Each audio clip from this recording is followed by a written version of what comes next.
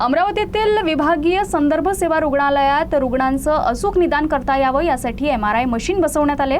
मात्र ही मशीन बसवून तब्बल 8 महिने उलटूनही ती अद्याप सुरू करण्यात आलेली नाही। त्यामुळे रुग्णांना या महत्त्वाच्या सेवेपासून वंचित राहावं लागतंय। ही MRI मशीन सुमारे 8 महिन्यांपूर्वी रुग्णालयात इन्स्टॉल करण्यात आली होती। मात्र वरिष्ठ अधिकाऱ्यांकडून आवश्यक परवानगी मिळाली नसल्यामुळे ही सेवा अद्याप सुरू होऊ शकलेली नाही। दरम्यान पब्लिक प्रायव्हेट पार्टनरशिपच्या माध्यमातून या मशीनसाठी कृष्णा डायग्नोस्टिक्स या कंपनीसोबत करार करण्यात आलाय। मात्र मशीन सुरू न झाल्यानं गरीब आणि गरजू रुग्णांना MRI तपासणीसाठी खासगी रुग्णालयांचा आधार घ्यावा लागतोय।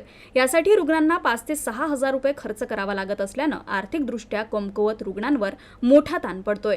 रुग्णालयात मशीन उपलब्ध असूनही ती सुरू न झाल्यानं नागरिकांमध्ये नाराजी व्यक्त केली जात आहे। त्यामुळे ही MRI सेवा नेमकी कधी सुरू होणार असा सवाल आता गोरगरीब रुग्णांकडून उपस्थित केला जातोय। 9 ते 10 कोटी रुपयाची मशीन असते, जे वेगवेगळ्या रेटनुसार वेगवेगळे असतात। त्यानंतर मशीन आपल्याकडे येऊन जवळपास 6 ते 8 महिने झालेले आहेत, इन्स्टॉल झालेली आहे, ट्रेनिंग वगैरे कंप्लीट झालेले आहे। जे ट्रेनिंग्स असतात त्या डमी पेशंट आपण केलेले आहेत, जसं ॲप्लिकेशननुसार ज्यांना गरज आहे किंवा वेगवेगळ्या प्रकारचे स्कॅन्स आपण केलेले आहेत त्यावरती मशीनवरती।